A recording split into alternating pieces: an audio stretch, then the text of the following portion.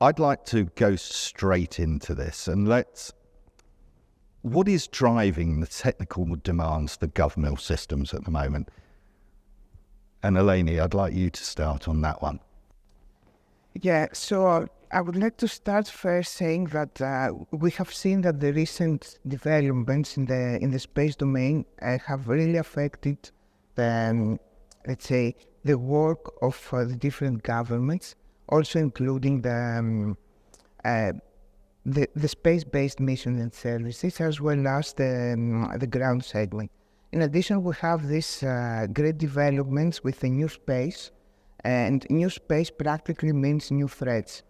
And many of them, of course, affect the ground segment.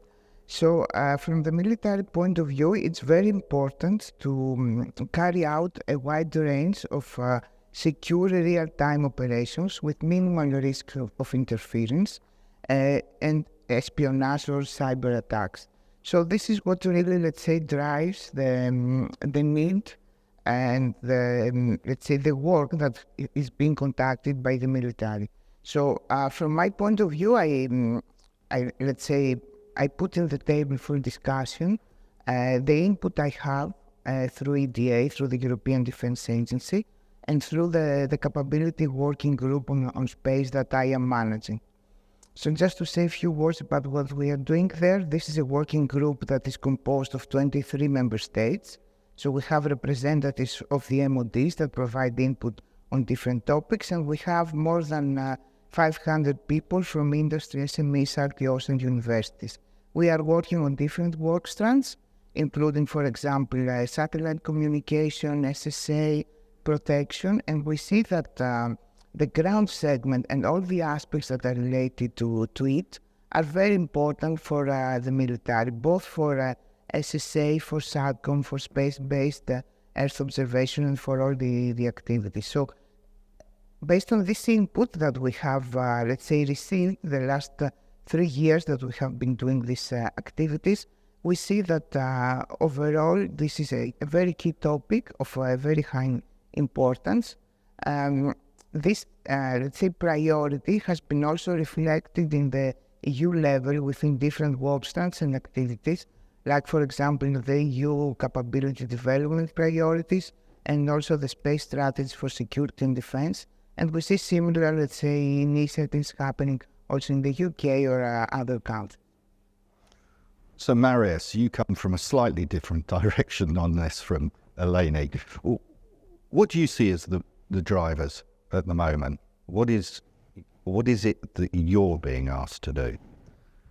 Well, I mean, let me give you a bit of background about myself, just so you know where I'm coming from. I think so I work for CGI, and I work in sales and business development. So I'm very attuned to what customer demands are and what they're asking for, but also the wider trends that we're spotting in the industry. I think I should say I've worked in the security, the defence, and now the space industry, and so different applications over my career. And indeed, I worked with Steve there in Airbus for a few years as well. So, but all of those have been SATCOM. So I'm going to come at all of these answers from a SATCOM perspective. Also, I'm a non-engineer. That might be unusual. I studied politics at university, so I'm probably not going to answer any of your questions like any good. If we'd have known you were a non-engineer, off the panel. Right. I know, you shouldn't let me in.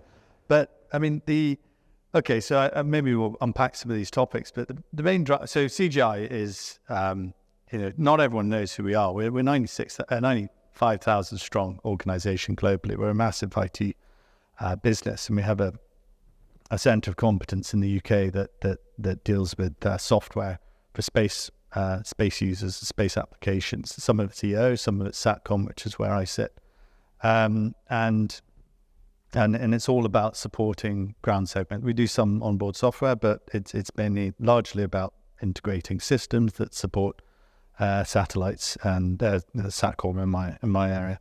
So, the big trends that so we can leverage the big organization. I'll stop the pitch in a moment, but we can leverage the big organization to tap into all these big trends of transformation that we're seeing in the wider world enter into, whether it's cloud, whether it's AI, software-defined networking, and we can give it some specificity for the satellite markets as well. And I think those really at the high level are the big trends that users are expecting, because users are consumers, right? When they take off their uniform at night or they finish their shift, they'll get their phone out and they'll be using it for banking, entertainment, navigation, and that, that's quite a high standard that's been set at that point. That's the expectation. Stuff should work like this now, and we're seeing those demands, those expectations coming through to what we're working on. How can we leverage AI to cut costs, to cut manpower, to sort of reduce downtime in satellites, and predict patterns of usage for users, and then cloud as well. How can we use cloud to scale quickly, to throttle back when we don't need idle resources, and that's what people are trying to make sense of. I think maybe we'll get into cloud in a moment, but at the top line, you might, last plug I promised. You'll see that we've done a white paper with AWS and CGI, because if you step out of the satellite industry, actually that's not fair, but we're a little bit behind the market in terms of cloud adoption, and there's some clearly well-founded concerns there. Of putting your ground segment or your gateways, transforming that into the cloud. So we work with AWS to address some of these and really try and help guide people through that transition, because it is a big step. But I think we're falling behind for such a high-tech industry. I'd like to go back to you, Eleni, because you're talking about, the working group and the member states. Now, one size does not always fit all when you're working with military systems. So how do you approach that? How does EDA approach that? How do you coordinate that so that, the allied are all seamless systems? Mm-hmm. Yes, this is, let's say, a very key question, and this is, let's say, the main objective of EDA as an agency. Now, if we focus on this specific topic, we have in EDA different work strands, different directors and activities.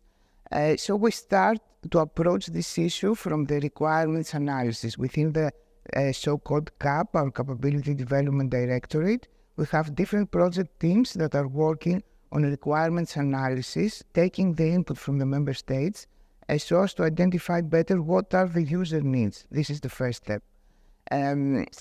I will just mention some of the activities related to the ground segment. Like, for example, we have our project team on SATCOM, where they are doing a user requirements analysis for satellite communication, and of course all the aspects related to cyber threats, attacks, security, reliability, interoperability are addressed within this activity.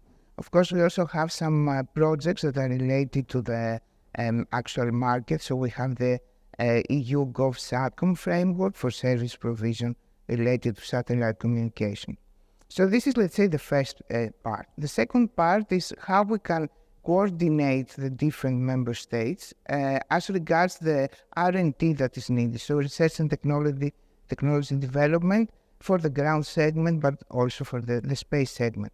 So within this RTI directorate, we have different working groups. One of them is the Capability Working Group on Space that I am managing.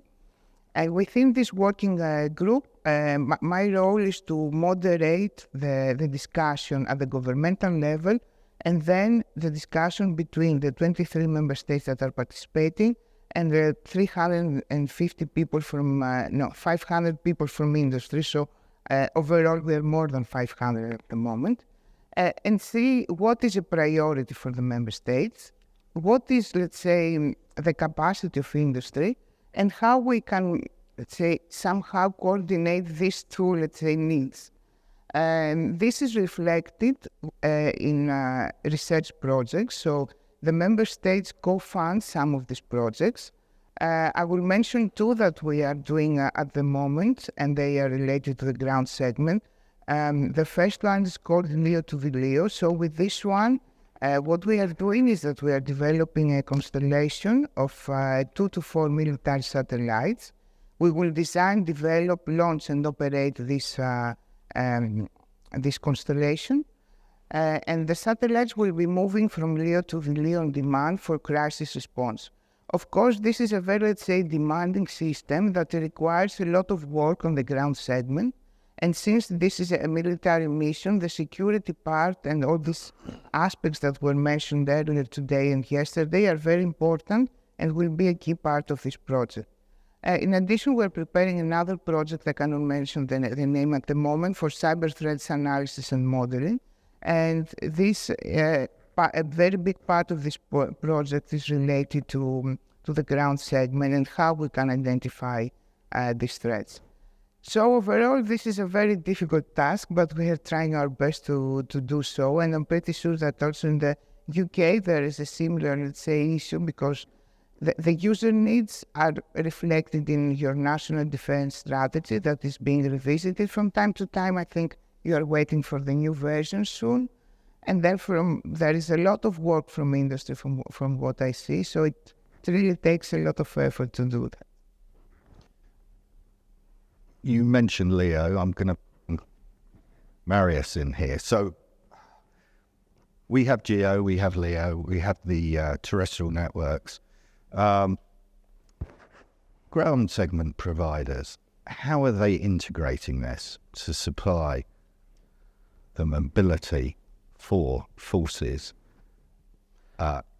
in the field? Well, yes. I think we're... And also, going to mention when you've got Starshield to contend with as well. Yeah. So I think we're at quite an early step of the journey, aren't we, between LEO, GEO, NTN integration. And also there's integrating it into 5G core network as well, of course. So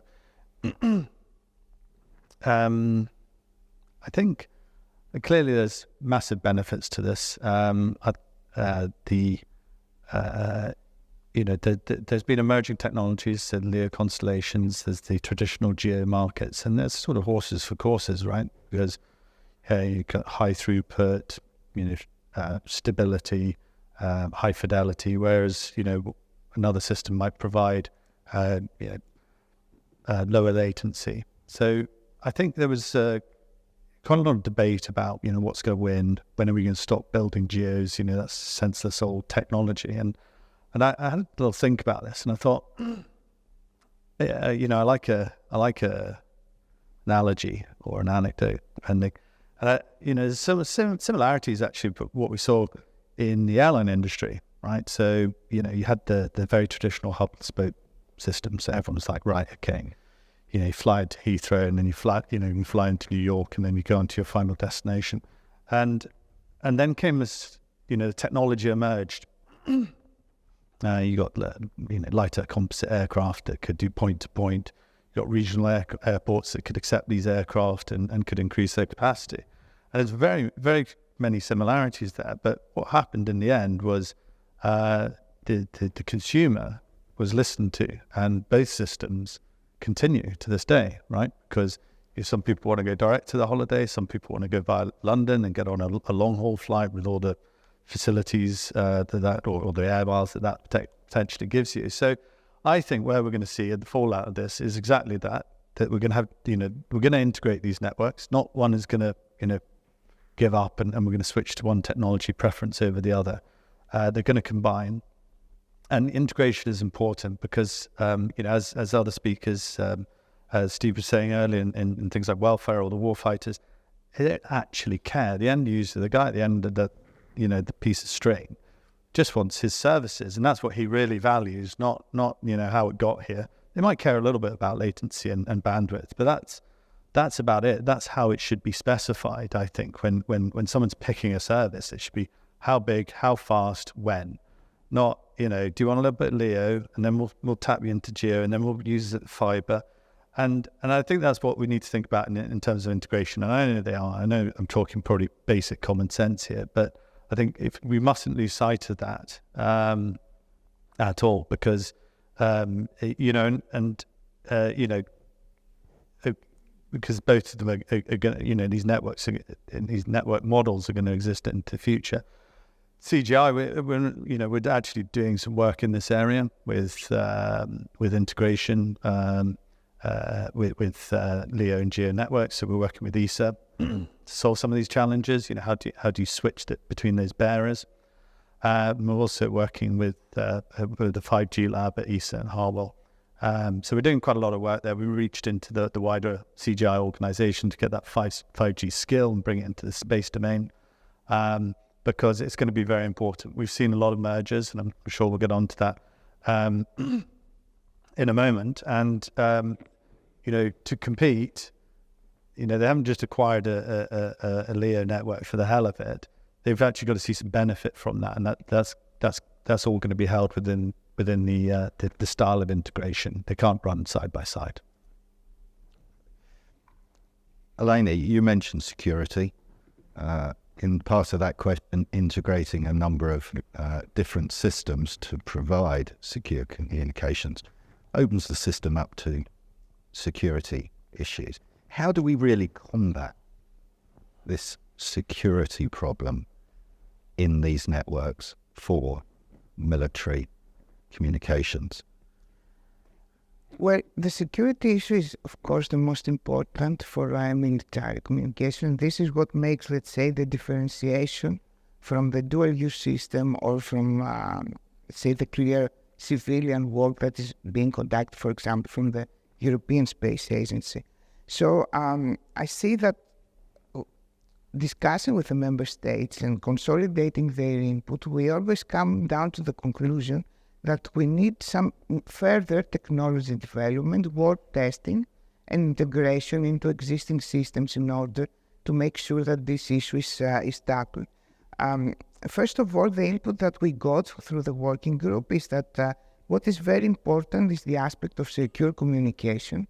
So we are promoting research work and activities related to communication security, transmission security, and network security. This has been denoted, let's say, as one of the topics of paramount importance for the member states in order to be able to guarantee the robustness and the integrity and the reliability of the communication.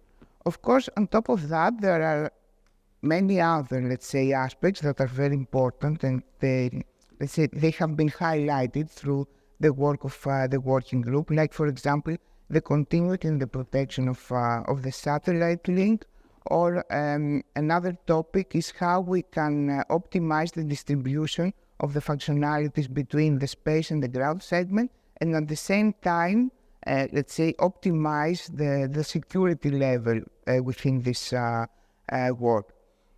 We see that a very important, let's say, tool set that we can use is, of course, as the previous speaker said, artificial intelligence. There we have identified that there is some gap. There is a lot of work that needs to be done in order to be able to, let's say, ensure that we have the technology to maintain the ground segment, to do prediction of threats, to do a very, very fast and real-time threat analysis and modeling, so as to be able to protect the ground segment, and in case we have an attack, to be able to sort out the issue very fast. Before closing, I would like also to emphasize this new, let's say, service, the ground segment as a service that has been evolving the last years. This is very important, but from the military point of view, of course, a lot of, let's say, additional work needs to be done in order to be able to have this ground segment as a service for, let's say, fulfilling the military user needs. In this direction, I would like to mention the encryption. Of course, novel integrity schemes need to be developed. Another topic is the supply chain that was also mentioned this morning. The distribution of access information is very important, as well as specific technology development, like, for example, for antennas, tracking and phased array antennas need to be further developed in order to be able to cope with the military needs. Finally, the last point is regulation and standardization that was already mentioned, and of course policy work related to this domain. There are already several activities in the EU level, like in the Space Strategy for Security Defense, the EU Space Law, but also in the national level of other countries like in the UK. So this is, let's say, the way that we have to tackle this issue. Marius, every day in the paper we hear about a huge company that's been hacked. They've got secure systems, so they tell us, but everybody details are distributed. How seriously are people taking security? And companies like CGI, what are you doing to ensure that that's at the forefront of people's minds? Yeah, I mean, it's not security. Cyber is not my area of expertise, but I'll tell you what I know. I think, obviously, I mean, you're absolutely right. You can't. The day doesn't go past when there's some vulnerability that's been exploited. Some of it affects us personally. Some of it affects us in other ways. Delays at the airport or some other inconvenience. It's clearly very important. You can put a dollar value on what that inconvenience costs businesses. How serious do businesses take it? Well, I think nowadays, because I think there's been an adoption phase, and people are certainly bigger organisations are taking it seriously, very seriously, in fact, because there's legislation in place that can penalise them, so that there is that incentive, or more of a stick, really. But I think what I found in earlier in my career, there was kind of a bit of a ambulance chasing mentality, or you'd get hacked, and then you actually start believing in the value of proper cyber processes and security approach. But I think that culture has changed now, and now it's actually embedded in the approach. So, and we might be at the extreme at CGI, but when we design projects, cyber's baked in from the beginning. Not only in the design, but in the tools we use. You've got to consider your supply chain, because they're not going to attack you in your strongest point. They're going to attack you at your weakest point. So, who are your suppliers? Are they secure? What suppliers do they use? Who are their people? You've got to look at this in the round, because that's where they're going to come after you. And I think one of the recent attacks, really exploited that. And if you look at the I can't remember the name of the company that was the root cause of that Windows shutdown recently, but no one had heard of them, right? CrowdStrike. Yeah, thanks. Yeah, I think no one had heard of them.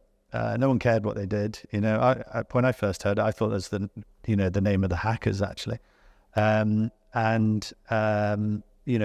clearly that. And it wasn't a hack. It was just a fantastic cock up, and I think that's we all know so how important testing is as well. So maybe security is not the only vulnerability; it's incompetence as well. But I think clearly you can get some really profound in this interconnected world, profound impact. So you've really got to do your due diligence about who's working for you, who your supply chain is, and not just consider yourself, as an island fortress. Eleni, Marius mentioned earlier the cloud technology. How do you see it transforming the GovMil systems? Well, this is very important. This is one of the topics that we have been discussing in conjunction with other, let's say, novel technologies like IoT or SDN. However, for some specific functions, I would say that there is some hesitation from the military point of view to put everything in the cloud. So it is welcome, let's say. Why is that? No, sorry, Eleni, why? Sorry, I was just going to say, why is that? Why is there a hesitation?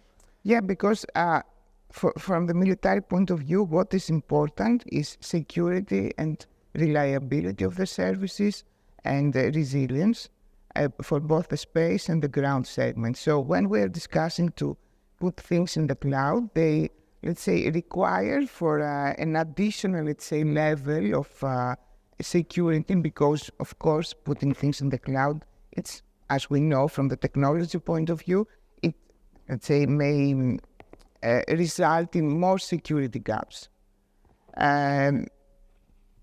Thus, it is one of the technologies that we are considering, but the tendency is not to sort out this problem first. So at the EU level, there is, let's say, more work at the moment on other topics rather than on developing cloud-based, let's say, technologies or systems.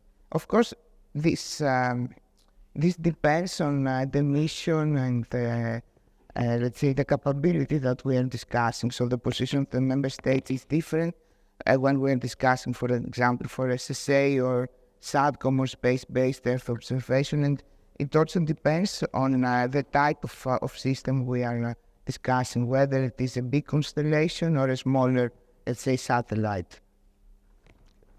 Marius, how do you see it transforming the ground segment strategies moving forward? Cloud.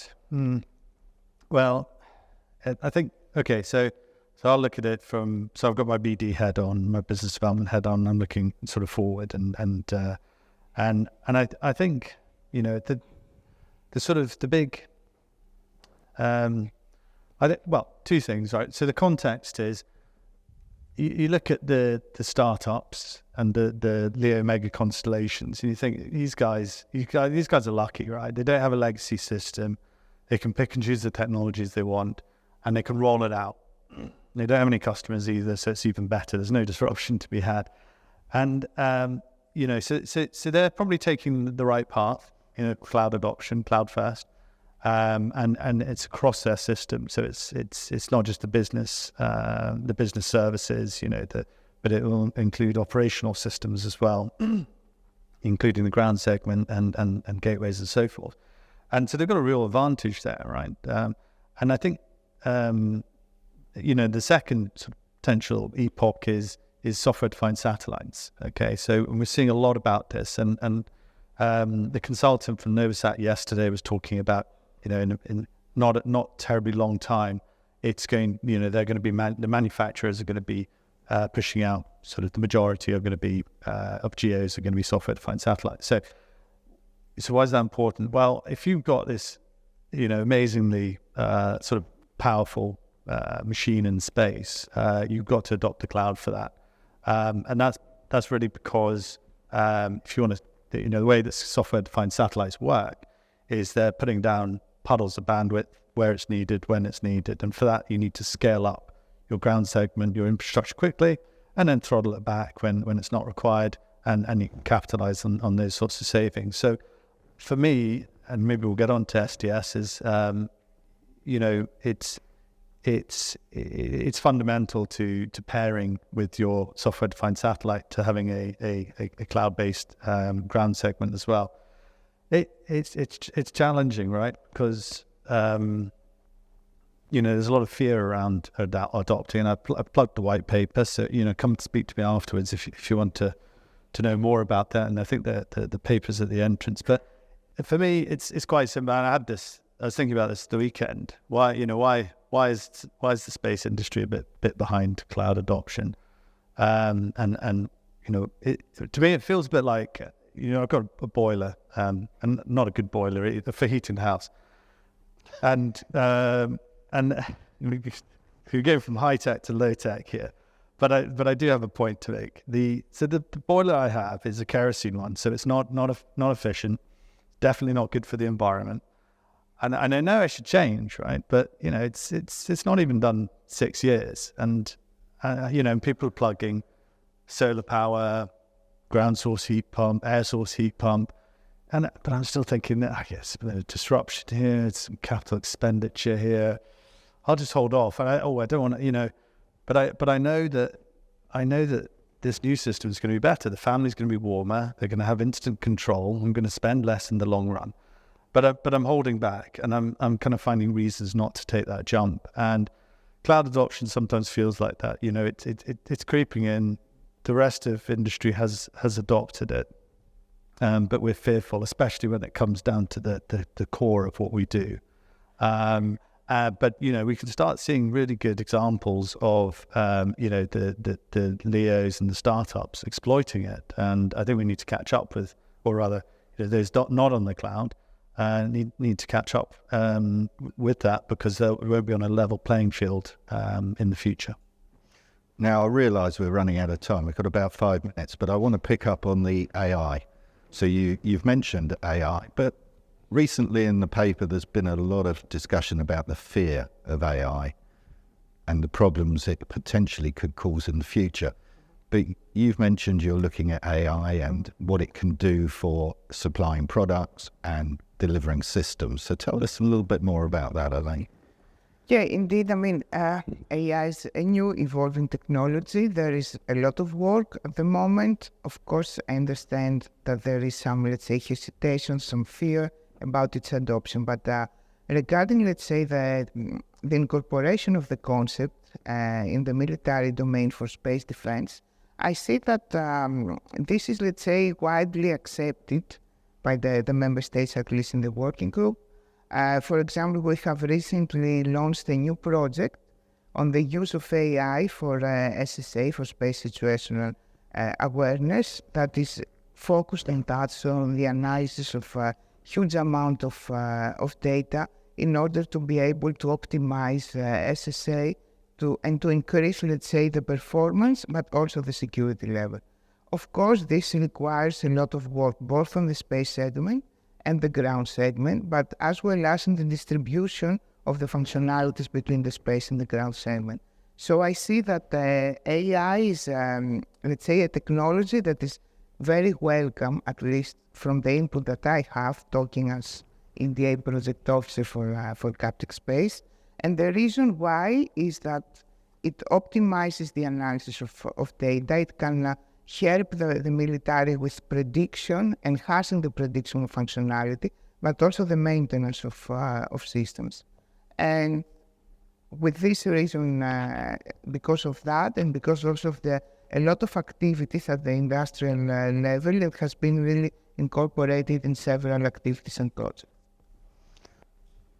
So I can see it from your point of view. What are you pushing on the AI side? Because you've already said that, you know, you're already using it sort of across the board. Yeah, I mean, I understand AI. I understand fears around AI. I don't understand everything about AI, that's for sure. But I'm starting to find it's creeping into my life. You know, on a personal level, I'm starting to use AI, sort of consciously using AI, like ChatGPT and Copilot and things like that. You know, from anything from, you know, planning a journey to cooking a meal to, you know, shortening, getting a digest of something. So I can see the applications, and I think, you know, right, if we take it at the top level, you know, why are we scared of AI? And every revolution it generates fear. You know, if you look at the Industrial Revolution, everyone thought they were going to be jobless, but, you know, the Green Revolution, these revolutions solve sort of humanity's problems, and I think AI is going to give us a pretty good lifeline potentially to solving some of our own planet's problems of inhabiting planet Earth. So I think it needs to be embraced, it needs to be controlled, and there needs to be governance around it, and that's a lot of what we do at CGI. It's good practice around AI. But I think coming down a level, you know, and I'd also say, like, you know, AI, the fears around it are also that you might lose your job in your call center, or you might not, you know, be able, you know, people won't need me to write a proposal anymore. But actually, people move up the value chain. You know, in the Industrial Revolution, people, you know, those individuals started servicing the machinery, or planning, maintaining it, and operating it, and it, you know, their quality of life improved. So we should look at it through that prism, but also AI has got to be relevant. And I think a lot of people are out there trying to sort of shoehorn AI into something to do it. But do you think the military aspect, do they look at it and go, we've got to integrate it, or it's I can't speak for them with any certainty. Yes. Yeah, maybe I can help here the discussion from the military point of view, and especially for space defense, due to, let's say, to the size of the space data that we have and the size of the constellation satellites that are being developed, we need to find a way to enhance the military command decision making. And AI comes as a reply, as a solution to this, let's say, demand. For example, let's say that we consider the SSA domain where we have multiple satellites moving, we have new debris, we have, let's say, many times threats from other satellites. In this case, we need to have a very, say, optimized solution that will analyze the data and using a new whatever technology to be able to make a decision on the moving the satellite in order to, for example, for collision avoidance. So AI is really the way to do these things. And that's the reason why the military really approve this technology, and not only they welcome this technology, they are also funding many projects like the one that I mentioned in this domain. But not only for SSA, but also for space-based Earth observation, for example, to optimize the imagery analysis, to take decisions, like, for example, for the war in Ukraine, there is a lot of demand to be able to analyze data and to provide some feedback. And the only way to do it is with the use of AI and machine learning. Thank you. Have we got any questions? No? No. You got off lightly then. Thank you very much. Thank you for joining me. Thank you.